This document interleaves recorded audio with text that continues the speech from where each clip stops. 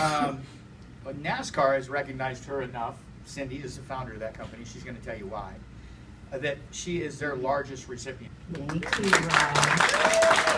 Hi, everyone. I just want to say thank you to all of you who belong to Changes Worldwide, because 10% of what you make goes to a charity. That is very uncommon in the business world. Would you say that's uncommon? Yes. Totally uncommon, but that is what's happening. So we are one of the recipients of the money from Changes Worldwide. Probably my most often question is, how did you get into rescuing children? It was tragedy. A lot of times our passion comes from tragedy. Am I right? Yes. So unfortunately, I was in the Philippines with my husband, and we were going up a river, and we, on the side of the bank of the river, I saw a Caucasian guy, about 6 foot tall Caucasian guy, and he was exchanging money with a Filipino man who had a woman with him. And so I thought I was going to watch a drug deal go down. And then it kind of went into, I was incredulous. It's like, oh my gosh, because a little girl was pulled out from behind this lady's skirt.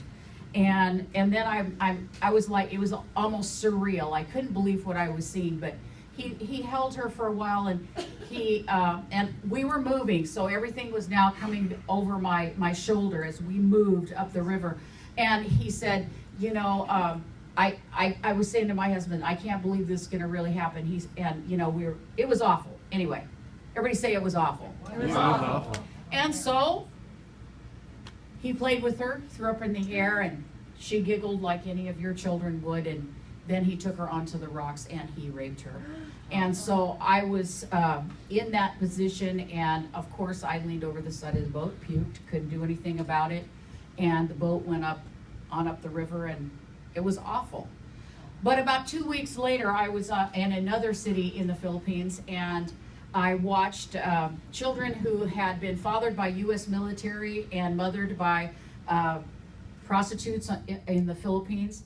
And I watched our children. I mean, if they're fathered by U.S. citizens, do you agree they're our children? Yes. Do you agree we have a responsibility to our children? Yes. And so I went and found a pastor, and I said, we got kids sleeping in the street, eating in the gutters, and being used every night sexually. I want to put them in a house. They said, great, we bought the house.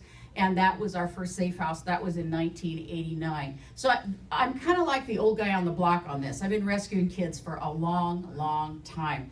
They are my heart and my passion. So we have safe houses all over the place, overseas, but we also rescue children right here in the United States of America. Just so you have some statistics, 1.2 million children are trafficked worldwide every year. 1.2 million trafficked worldwide every year. That's about one kid every 2 minutes.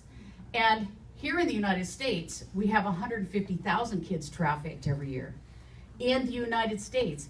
And where we live on the I-5 corridor, hello, Salem, Oregon, is one of the worst in the United States, because I-5 corridor goes, of course, all the way from Vancouver, BC into Mexico. And I have tracked our little blonde girls into Mexico. I mean, it's just horrific. And so we live in a very, very bad place. And so we have a safe house right here in Oregon. And we not only rescue kids, we get them back, we catch the bad guy, and we get them healed after it's all done. All right. So that's kind of what we do at Call to Rescue. We just spend our whole lives talking to parents who are completely frazzled, they've lost their kid, and then we're there the minute that mommy gets to see and daddy get to see their kid come home. I mean, there is nothing better than watching mom and dad see their kid come home. You can live your whole life with that happening once for you. So that's what we do. And we take about 40 emails a day. We rescue 3-4 kids a week here in the Pacific Northwest, and then a couple around the United States where people call us and know us.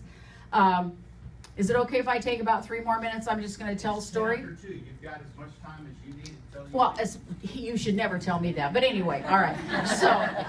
So I got this phone call one day, and it was a mom, and she said, I hear you help find kids. And I said, yeah, I do. She said, mine's gone. I said, great, we'll find her.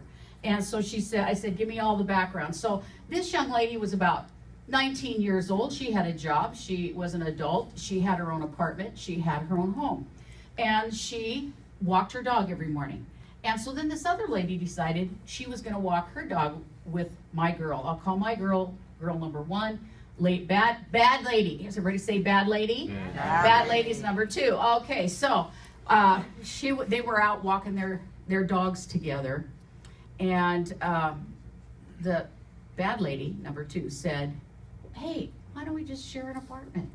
Why are we both doing rent? My rent's, my lease is coming up. Why don't we just share an apartment? Okay, so my girl, at this point we would call her dumb girl number one. But anyway, she said yes, and when bad lady moved in, 50% of all women are 50% of all pimps are women.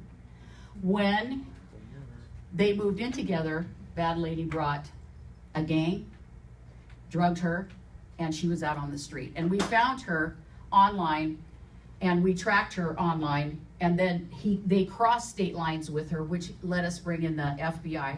All the local police were on board, and it was pretty amazing.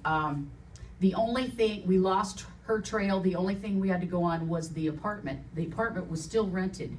And I said to Mom and Dad, I don't know what you can do. We have lost all of our leads. I said, the only thing that I can think of to do is to get all your friends, get them all on a schedule, and do a 24-hour stakeout in front of that apartment. I said, do I know she's going to be brought back there? Absolutely not. But when all is said and done, you need to be able to say to yourselves, we did everything we could to find our kid. And they said, absolutely, they did the stakeout. They rented a car, did the stakeout, and one night they were sitting in front of the apartment building, and those bad boys brought her back. That was a miracle. Yeah. So we're doing all this by text. So Mom texts me, says, what do we do now? They brought her home. I said, go call the police. So we had the chief of police in this area is wonderful. We've worked with him a lot. He went plain clothes car, no clothes on the car. Yeah, very important. That's very important when you're doing stakeout, right? And so he went and he went and knocked on the door, and they opened the door, and he stuck his foot in the door, and he opened the door, and he grabbed girl number one, and he said, you're coming with me, smiled at her, backed out of the apartment, went down the stairs, went to the car, opened the back car door, said, get in the car, looks at Dad and said, drive. And so then they text me again, what do we do now? I said, well, get rid of the rental car, get in your own car, drive north on I-5. When you get to the right place, I'll have a place waiting for her. Mom and Dad have relocated because that whole thing completely changed all their lives. They can't go home. But the girl is safe, and she's getting healed, and all is well. And that's what we do. And we do that over and over and over and over. They say, the authorities say, that in any mall in the United States, a girl can go into the food court and within 3 hours be on the street.